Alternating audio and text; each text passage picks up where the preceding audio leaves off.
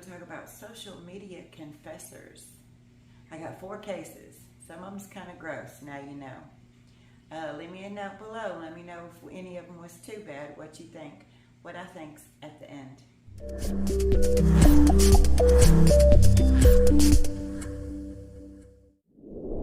you remember where you stabbed Charlie at? Where the places that you stabbed him at? I tried really hard to stab him in his chest. And that lovely creature is Amanda Taylor. She's from Virginia. She used a bayonet to deal with her husband's father, her father-in-law, who she said had turned her husband into a raving lunatic who had taken his own life because of the abuse that he suffered as a child. After she did what she did, Amanda posted pictures of his remains on social media. Her husband, Rex, had taken his own life on their son's 8th birthday, and she blamed his father, Charles. Before Rex did that, and him and Amanda have 2 children, they had fashioned it themselves, like Richard Ramirez, Albert Fish, famous people like that. He spiraled out of control. He would go in these really, really dark, deep, bad moods for days.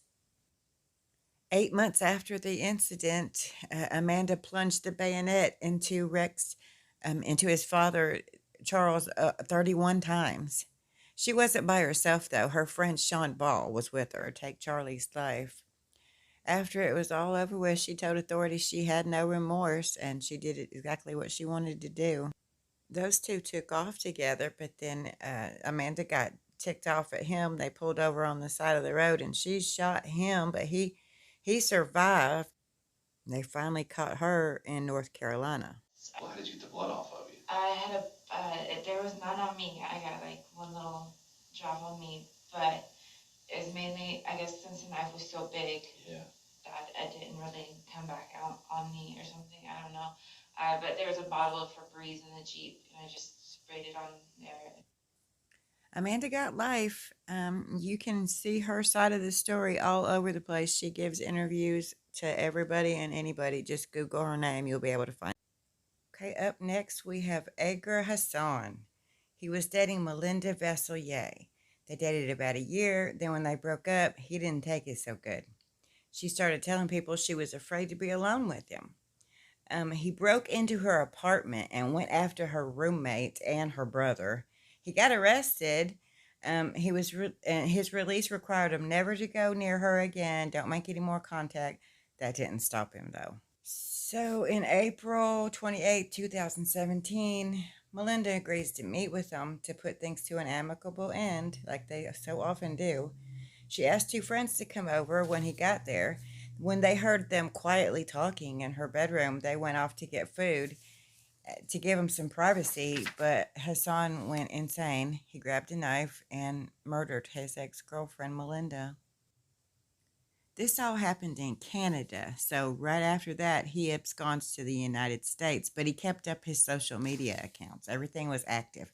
And on Reddit, on a true crime case thread, he told all about what he did and how he did it. The amount of regret and sadness is beyond words. Everyone else is just reading or talking about it.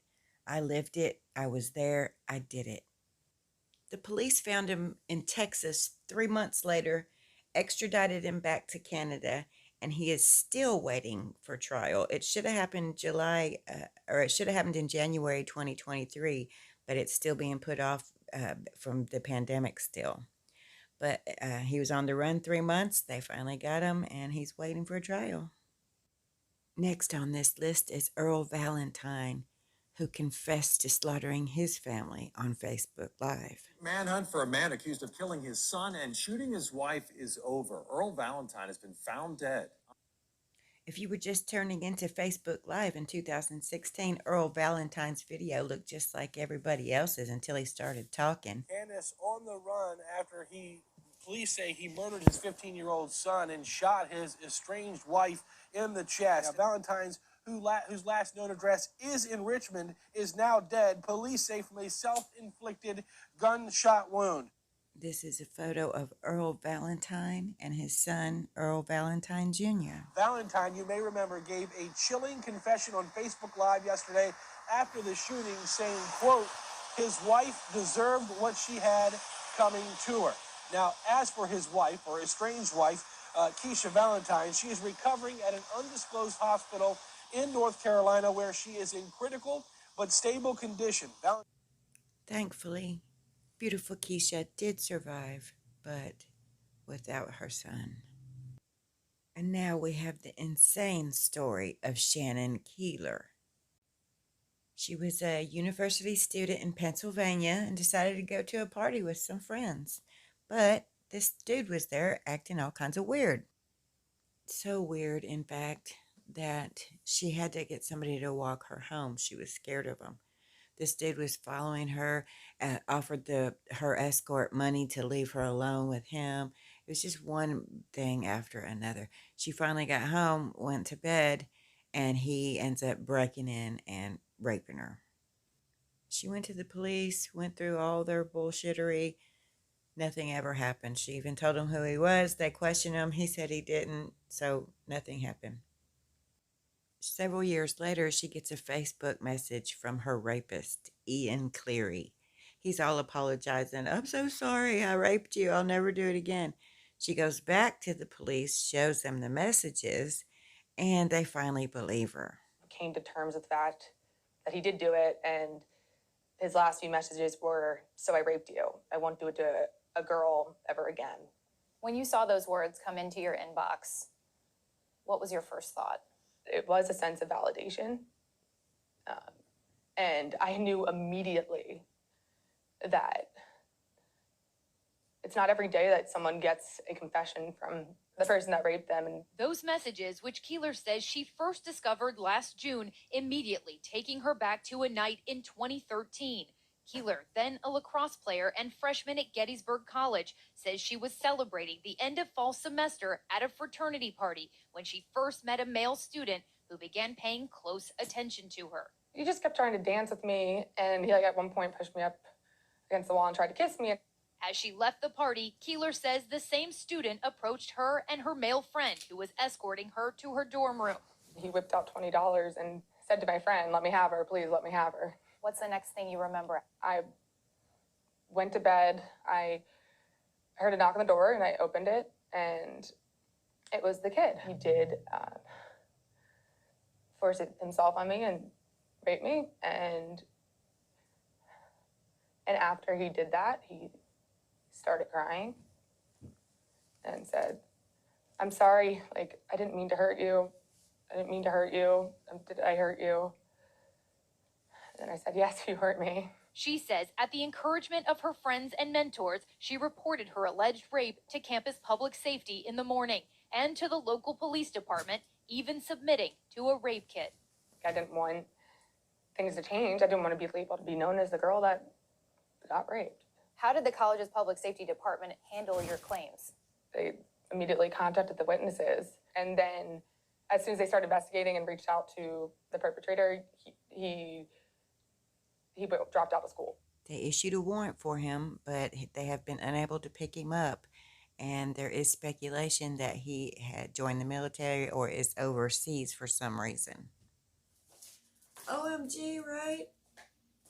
Who does that? Like, I don't know. I don't know why you want to put that kind of stuff on social media.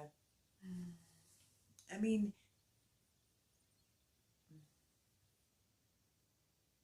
who does that?